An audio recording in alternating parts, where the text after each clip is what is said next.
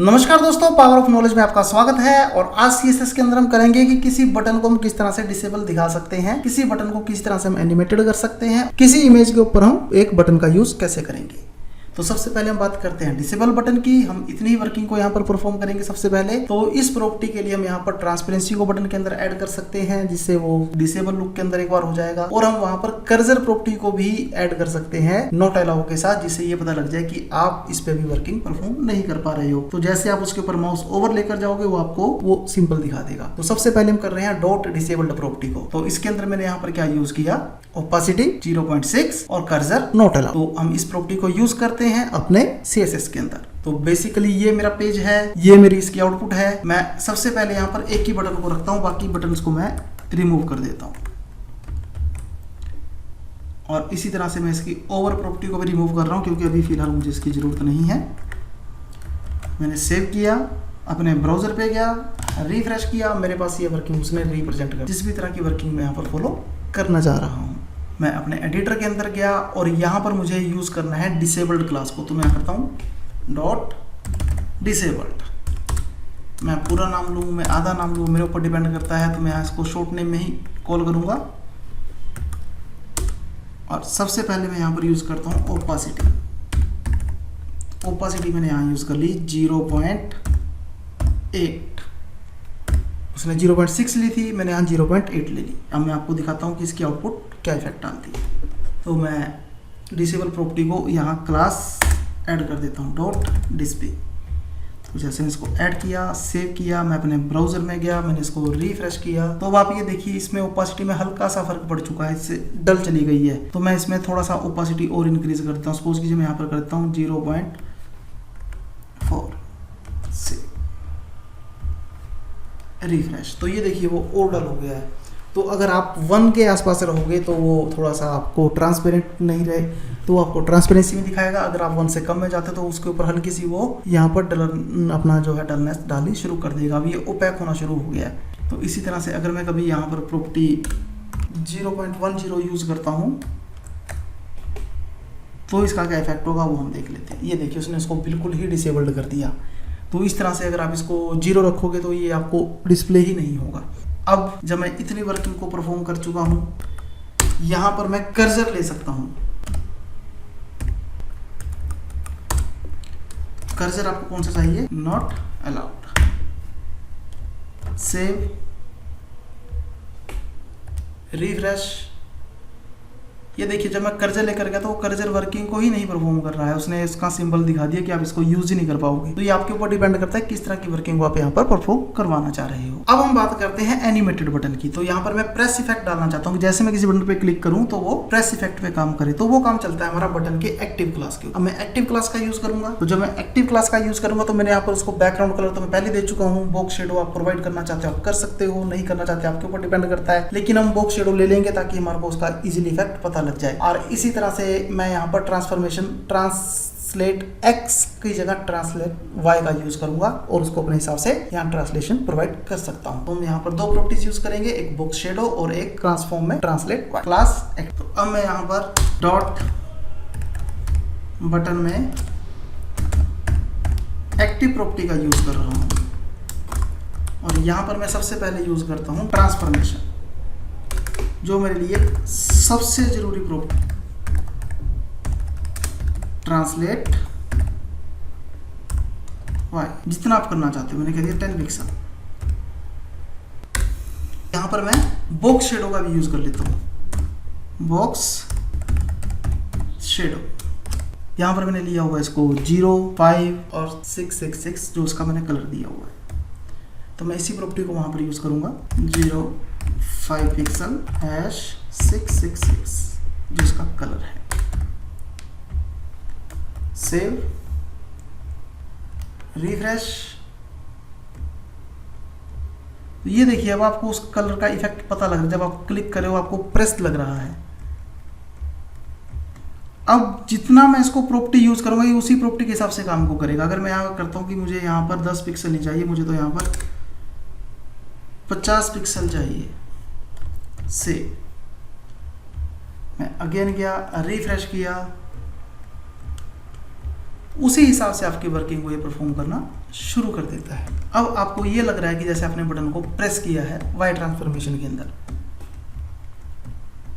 तो ये वर्किंग आपकी यहाँ पर रिप्रेजेंट होती है। नेक्स्ट कॉन्सेप्ट है हमारा कि हम इमेज को किस तरह से यूज कर सकते हैं किसी बटन के नीचे, तो वो भी हम देख लेते हैं। ये है बटन ऑन इमेज। तो मैंने यहाँ एक कंटेनर टैग लिया, उसकी पोजीशन ली, उसको विड्थ प्रोवाइड की और उसको मैक्स विड्थ दी कि 400 से ऊपर वर्किंग को परफॉर्म ना करे। फिर मैंने एक कंटेनर इमेज टैग लिया और उस इमेज टैग के अंदर मैंने यहाँ पर क्या किया, उसको विड्थ प्रोवाइड की कि मेरी कंटेनर के अंदर मैं किसी इमेज को लेता हूँ तो वो कंटेनर की पूरी विड्थ को फॉलो करे और हाइट ले उसकी ऑटो। फिर मैंने कंटेनर के अंदर बटन क्लास ली और उस बटन क्लास के अंदर मैंने कुछ प्रॉपर्टीज का यूज किया। पोजीशन एब्सोल्यूट, टॉप 50%, लेफ्ट 50%, जिससे उसमें वो सेंटर में रिप्रेजेंट हो। फिर मैं ट्रांसफॉर्मेशन करना चाहता हूँ, नहीं करना चाहता, वो मेरे ऊपर डिपेंड करता है। और इसी तरह से मैं बैकग्राउंड कलर का यूज करूँ, कलर ब्लैक यूज करूँ, जैसे मैं वर्किंग परफॉर्म करना चाहता हूँ मैं कर सकता हूँ। मैं एक एक प्रॉपर्टी का यूज करूंगा और आपको दिखाऊंगा कि किस प्रॉपर्टी का यहाँ पर क्या इफेक्ट पड़ता है।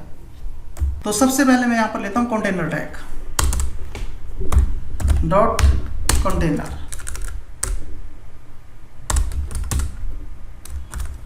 तो कंटेनर टैग में मैंने विड्थ 100% ले ली और मैक्स विड्थ 400 पिक्सल ले ली। तो यही दो प्रॉपर्टीज हमने यूज की थी। और तीसरी थी हमारी पोजीशन। पोजीशंस के बारे में आपको पहले बताया हुआ था कि एब्सोल्यूट में क्या होता है, रिलेटिव में क्या होता है। तो हम पोजीशन रिलेटिव का यहाँ पर यूज कर रहे हैं। तो यहाँ मैं लेता हूँ पोजीशन रिलेटिव।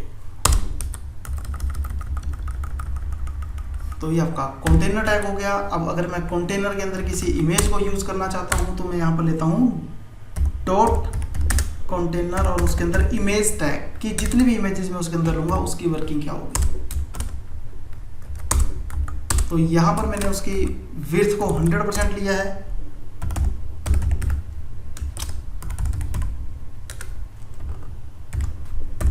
हाइट मैंने ऑटो ली है।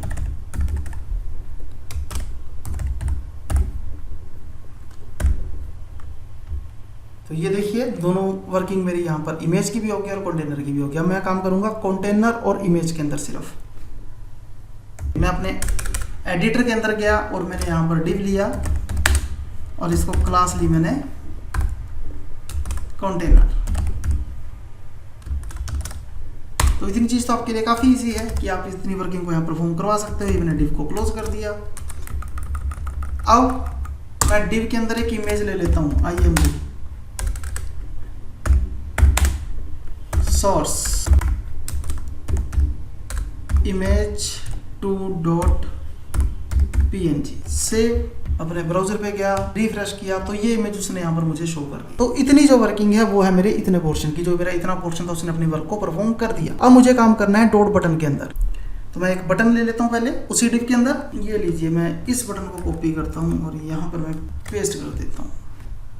सेव, रिफ्रेश, तो भी बटन मेरा इमेज से बिल्कुल डाउन हो रहा है। मुझे इसकी कुछ प्रॉपर्टीज पे काम करना है बटन की पे। पोजीशन एप्स, मैं यहाँ गया अपने एडिटर के अंदर और यहाँ पर मैंने किया डॉट कंटेनर डॉट बटन कि अगर कंटेनर की कोई बटन क्लास है तो उसकी प्रॉपर्टी से अलग हो। पोजीशन एब्सोल्यूट, पोजीशन एब्सोल्यूट में ले चुका हूं। Top 50%, left 50%।